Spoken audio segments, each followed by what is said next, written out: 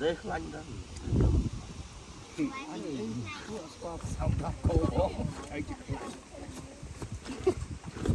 anh đọc không anh bây giờ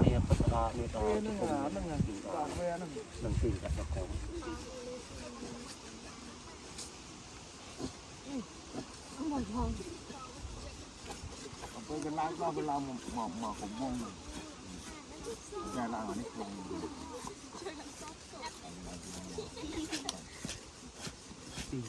lên bát ở mình mà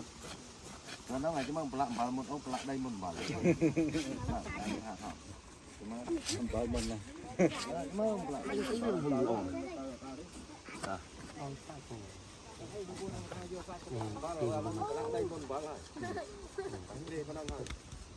cúp thế mình cố đây đây nè áo thế là đi thế không ai che bạn Đó rồi. Đá.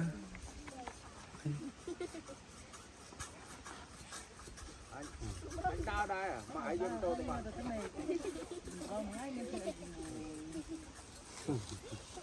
bắt thuốc hốt đúng không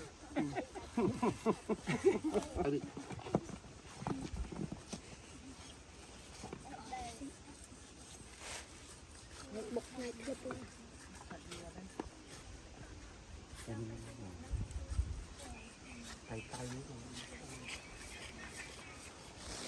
đây là trong vật nhận đây là đặt thôi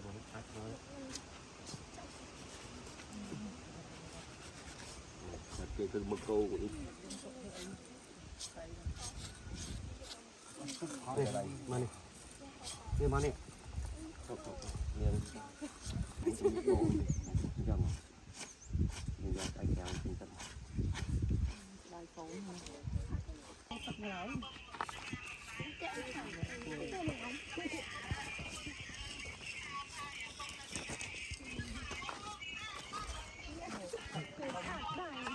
ăn cái này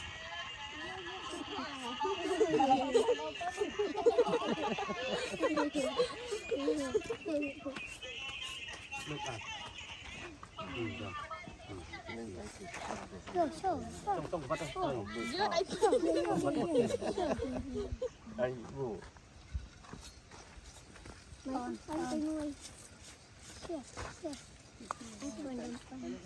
Đây rồi. ai chú mãi từ cái túi rồi mãi thà bắt đầu đấy nó bèo cái tầm này ai cho mò này phần nào còn là tay ở đây là đá